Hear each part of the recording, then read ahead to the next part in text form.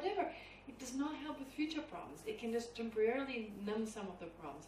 But the good thing is, if we act concerned with future lives, the side effect is happiness in this lifetime. Right? So if we live our lives for the future, I mean, this is also true for this lifetime. Think about it. Think about it. If we only think of, for instance, if we think of our future as in like when we're elderly, okay? Wanting a healthy mind and a healthy body. We accumulate, we eat certain foods that are better for us. And when you eat a plate of cream cake, cream bowl, or cream bun. Eat a plate of cream buns. Is it good for you in terms of future? I mean, eating those on a daily basis, as opposed to salad on a daily basis. Well, for future health, as you're getting older, it's better for you then. But it also feels better right now. It's just a short moment of and how long is it in your mouth until it's gone, right? How long? Hello. Come in if you want.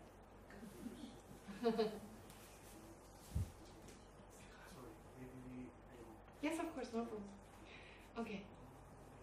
All right. So how long do we can really? So those are very short term that then after a few minutes have already a result, and then long term too. So this is just nature.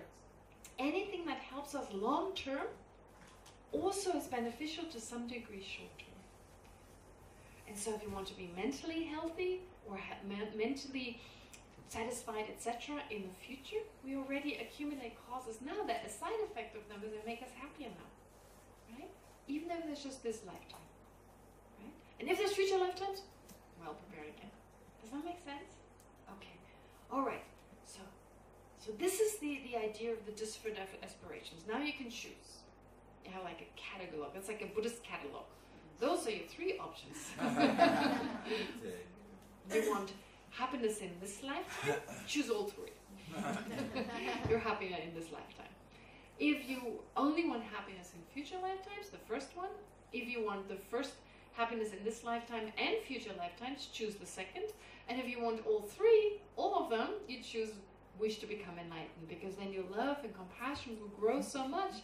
So even if there's no liberation, there's no future life, you'll be happier in this lifetime. You'll be more kind, more compassionate, more loving. Okay? So it's really the last one. I recommend this one. It's more expensive, it takes more time, more effort. But it makes you happier right away. Okay. So this is about the three types of causes. Alright. Now I'll continue, and what I'll do is, well, we spend more time. Sometimes there are some parts that are harder to meditate, so I'll go back to what I talked about now. So of course you remember to some degree. And now, having explained this, so this took a little bit longer, but then now the Buddha Dharma Sangha, they can help us to achieve this. And no matter what it is, they're able to achieve this. So this does not exclude other religious beliefs. I don't think it does. So if there is like a rabbi, for instance, who can teach us how to live a more ethical life, that is just another way of saying a lama. It's also a lama. If the goals are achieved through them, then that person is called a lama. And this person may not call themselves a Buddhist lama, etc. But that's just a matter of labeling. It depends on what they teach. So from a Buddhist point of view, there are many great lamas in all the different traditions, and they teach oftentimes very similar things with respect to definitely living an ethical life with respect to that. So liberation and Buddhahood are different things, but definitely they take us in that direction. If we choose the right lama, of course. There are also fake lamas. There are fake lamas in Buddhism, in the Tibetan Buddhist tradition, and in other traditions too. But the real sincere ones. The Dharma is all around us. Lamas are all around us. Okay. Yeah, so the reason therefore, the next point is then the reason why the three jewels, and here we're just focusing on them, but we don't have to call them. Like I said, you can also think of Jewish rabbis or Muslim sheikhs, etc. If they perform the functions that are similar to those, well, they're included in this category. Okay? So the reason why the three jewels are worthy of being an object of refuge, to really be able to rely on them, to be able to follow what they say, we need to strengthen that. Because otherwise, how often their problem arises, we think, oh, it would be nice to take a Buddhist approach. But nah, that one doesn't work. I better hit the guy or something. And that's the problem, you know, when we don't use, and we continue just creating more problems for ourselves. So to really, why are you doing this? To be able to interpret situations in a way that helps us to bear them, that helps us to use them effectively, and apply the antidotes such that not just their short-term results, positive results, but long-term ones. That's the result. That's why we're doing this. And so here, why are the 3 jewels worthy of being a refuge? Well, first of all, we say the Buddhas, and again, this is something where we have no way of proving it right now, but have attained the sublime state of fearlessness. So there are certain qualities that Buddha Dharma Sangha has. So if someone is totally free of fear, so the Buddhas are said to be free of fear. There's no fear. But you see, there's so many different types of fear. So when you see, I'm thinking of the Dalai Lama, for instance, His Holiness the Dalai Lama. There's no fear of meeting new people. There's no fear to be with anyone. There's this you have this feeling like you tell them anything, the most horrific things you've done, right? And they're like, okay, all right, total acceptance, openness. So like this kind of self-confident, that strength goes along with that absence of fear. So this is what we can find in someone who's a Buddha, who's an enlightened being. And like I said, doesn't have to talk about Buddhism, that person, but an enlightened being. And I'm sure there are many around, we're just not aware of their enlightened qualities. So no fear. That is a beautiful quality. They're experts in training others. They know exactly how to teach us. Again, so thinking of, if there's someone you find inspirational, just think of those people. So even if this person is not a Buddha, but they're already closer getting there, they're great experts in guiding us. The things they say have a special effect on our mind, more so than what other people say. They have great compassion. Buddhas have great compassion. So they have this wish to be there. Their only concern is us. Can you imagine? I mean, that's like, even our parents, our parents are the closest to that. We're really our concern. But our parents don't necessarily think, oh, I want them to remove their attachment and their envy and all that, and these are the methods to do so, right? But even our parents, actually, they're the ones, and they may not be able to do this correctly, but basically their wish is for us to be happy. I don't think there are parents who say, I wish my children to really suffer. Maybe some, but usually I don't think so. But the Buddha's it's really they're just concerned with others' well-being. And if you're in the presence of some of the lamas, you feel it. You feel totally accepted, totally loved, and you feel that this lama in that moment when they're with you, they just want the best for you. Okay? And they're not pleased with material offerings. So we think we need to offer something for Buddhas. But it's not, material things, yes, if it benefits us to be more generous. But again, the brain doesn't know whether it's real or not. And if you have a problem with stinginess, you start by visualizing it. Right? It's difficult. Of course, if you actually give physically, give material objects, give your time, give your protection, whatever it is you give, there's this openness to giving. That's of course even better because it has an effect also on your environment. But if you mentally imagine doing so, again, your brain doesn't know the difference, and you're making that habit, you're forming that habit, so that when you actually do it, it's easier.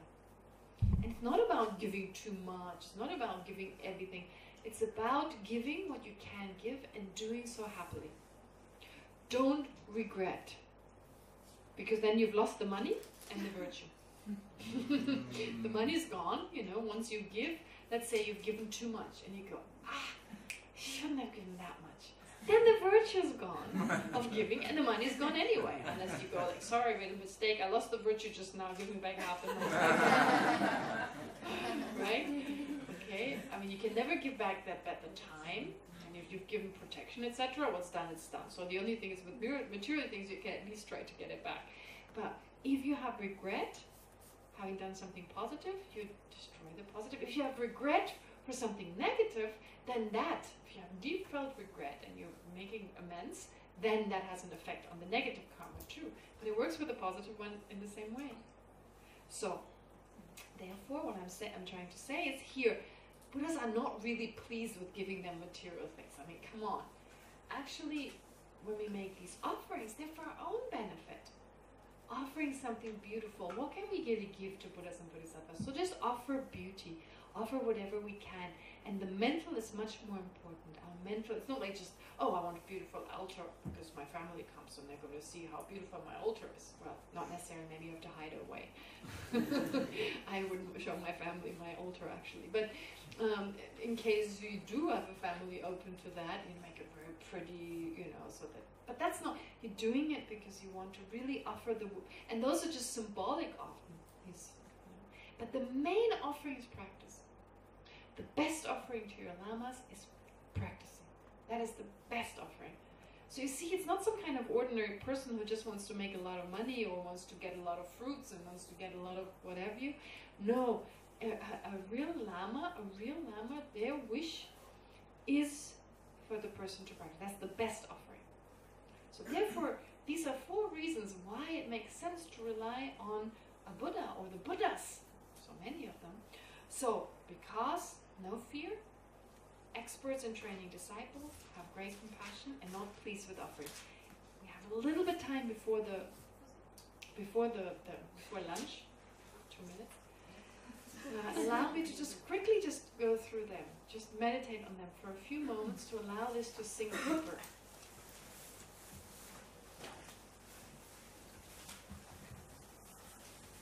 Focus on the breathing for a few moments.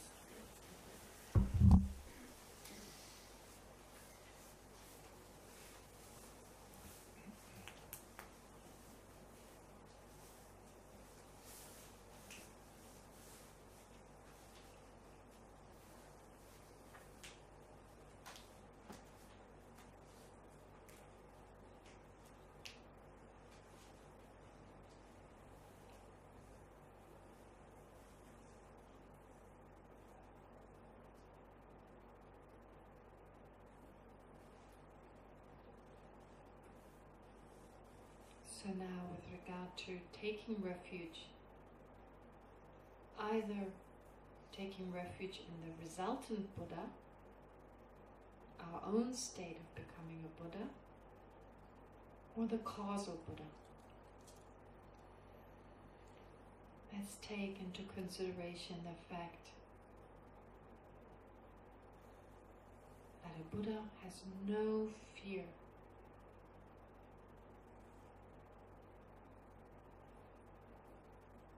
Great strength, great determination, and pure courage to be there for all sentient beings.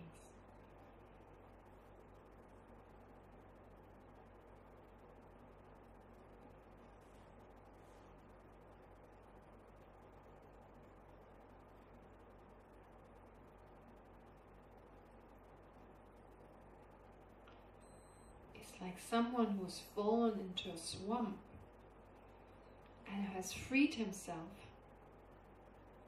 now being able to pull everyone else out.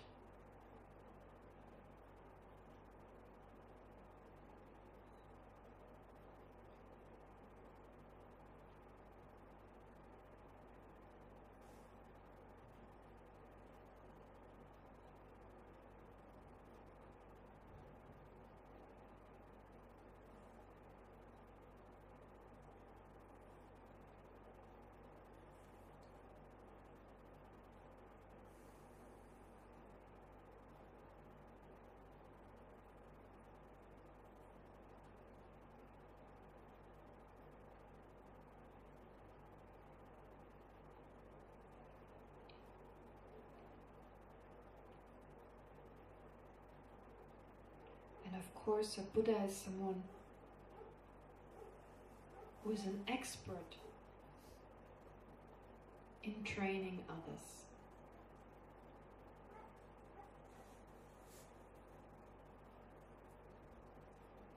And even if it's not obvious to us, Buddha knows exactly how to teach in the most effective way.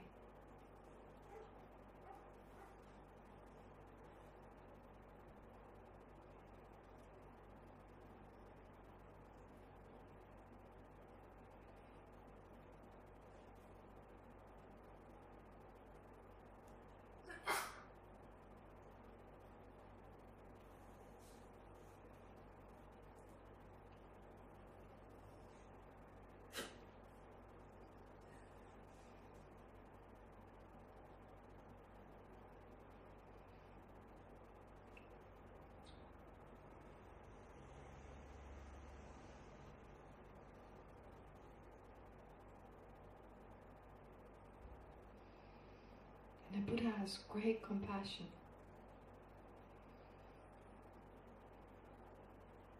There's no self-grasping, no concern for the Buddha's own benefit, but only for our benefit. Our benefit is the only thing a Buddha is interested in.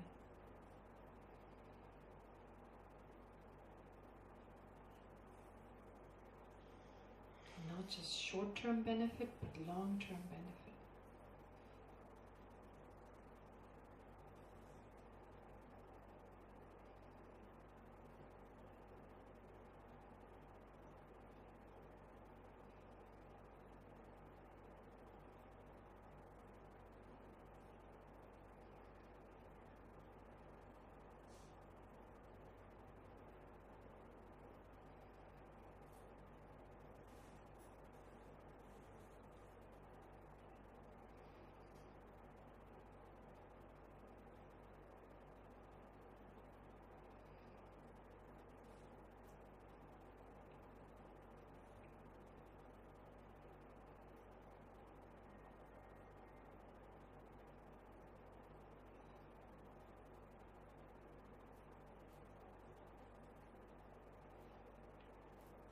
Buddha also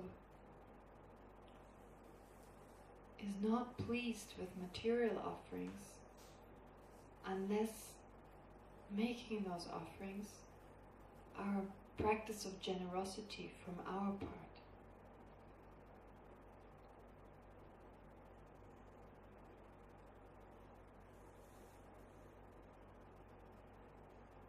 So the greatest offering to a Buddha is our practice, is the offering of our practice.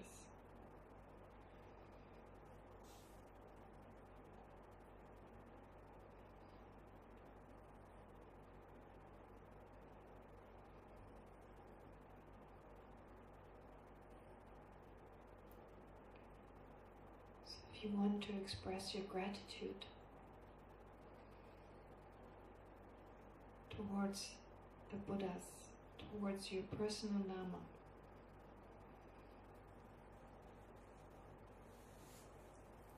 you can start right away by offering your practice.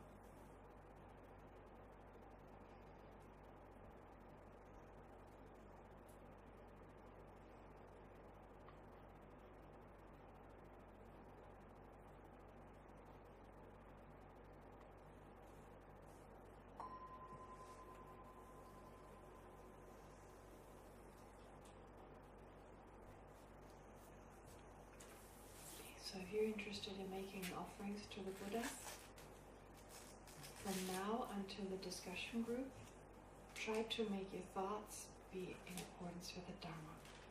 As you walk to the dining room, become aware of the impermanent nature of phenomena.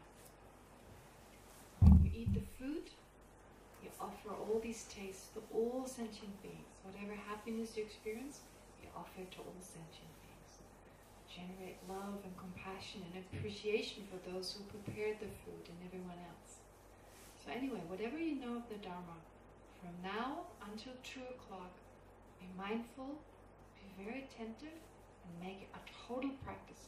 Try not to think of anything that is not in accordance with the Dharma. Since you're not talking, you have that opportunity, and make that an offering to all the Buddhas. Okay. And for the discussion group, well, whatever we've done so far, basically, so whatever comes up, whatever questions people have, but definitely the 3 goals, that would be helpful, to do the 3 goals, and how that is beneficial, or how that is difficult, etc.